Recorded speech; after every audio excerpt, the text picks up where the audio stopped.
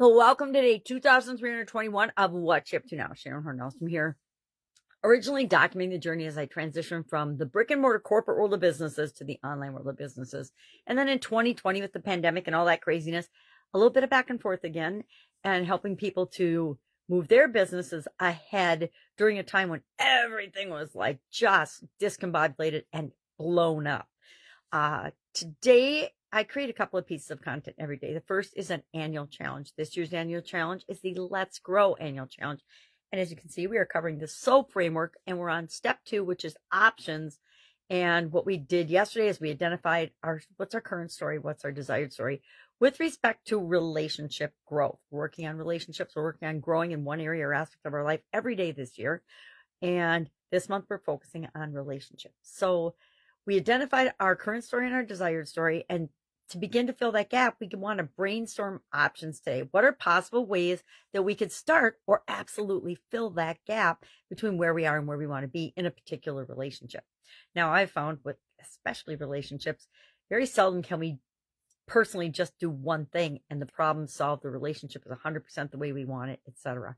Would be awesome, but that hasn't been my personal experience. Doesn't mean it hasn't been yours or won't be yours, right? I know people that have the perfect relationship right off the bat, and I know people that struggle and are on their 5th and 6th marriage, and that means they're haven't quite identified what the ideal relationship is for them. So talking about that today and different options. And I like to brainstorm at least 10 possible ways to begin filling that gap. And then tomorrow we're going to pick one of those ways and take action on it. Why? Because as soon as we make a decision, we want to take action on that decision to solidify it and move us and help us to start making progress toward what it is that we want. For Supersize Your Business today, we talked about virtual tours and using virtual reality to grow and build and supersize our business. I shared some examples of different ways we've used it that are really creative and outside the box thinking. I mean, a lot of people think of it, all right, we're going to do virtual tours of a property in the real estate industry or a resort or a tourist destination.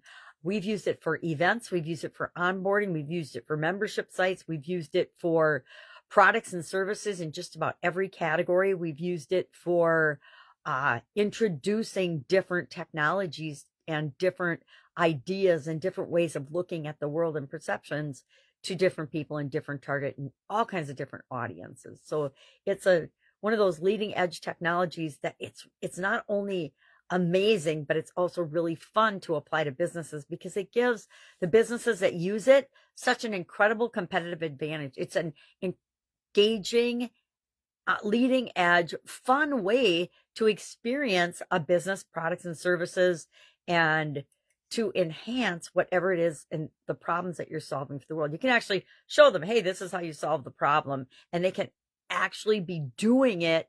And then when they get the product or service, it's easier for them to do, use, consume, and implement it. So we talked about that. Crazy day yesterday. All kinds of crazy things happened. Just crazy, like weird things. And then you're like just shaking your head and saying, okay, that just happened. Now what? That just happened. Now what? What's going to happen next? And then something else happens. You're like, okie dokie, let's just keep moving forward one step at a time. And we have days like that, right? So interesting day. If I can help you in any way, hit me up and ask. Otherwise, going to the zoo with my granddaughters and some great nieces and nephews today. But I will be available if you have a question. What do? You just ask. Why?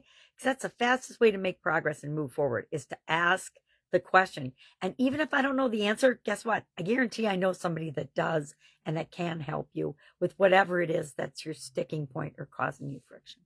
Have a great day, and I'll, of course, be with you tomorrow.